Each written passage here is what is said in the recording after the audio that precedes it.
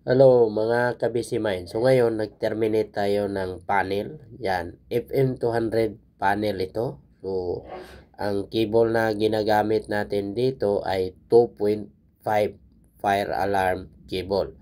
So ang klase ng cable na ito ay 2 core na brown at saka blue ang cable natin na ginagamit. Yan ang tandaan natin kapag ganyan ang color coding sa cable. So, ang gagamitin natin diyan sa positive ay yung brown. Yung blue naman ay sa negative.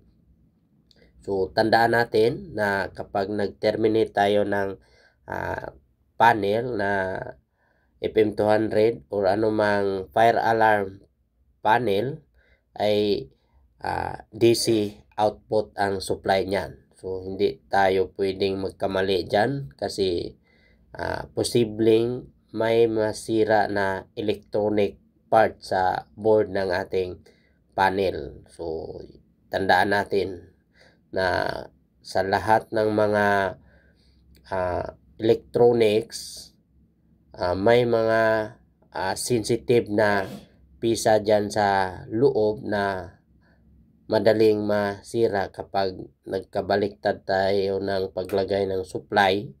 So puputok yan. So isa na dyan yung IC or capacitor.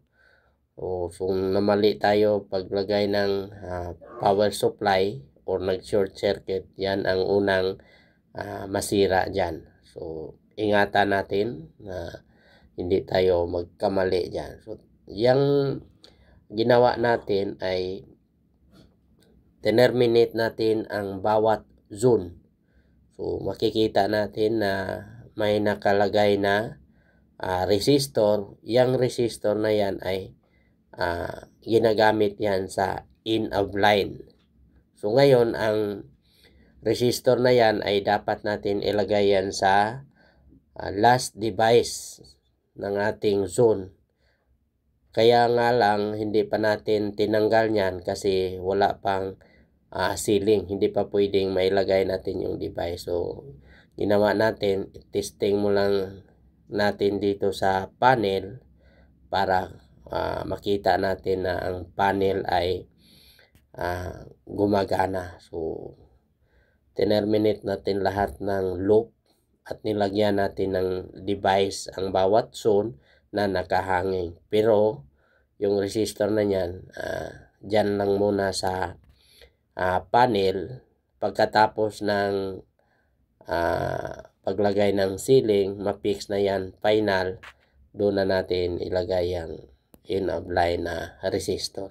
Samantalang dyan muna sa panel para pag-testing lang muna kung gagana ba yung panel at saka yung device natin.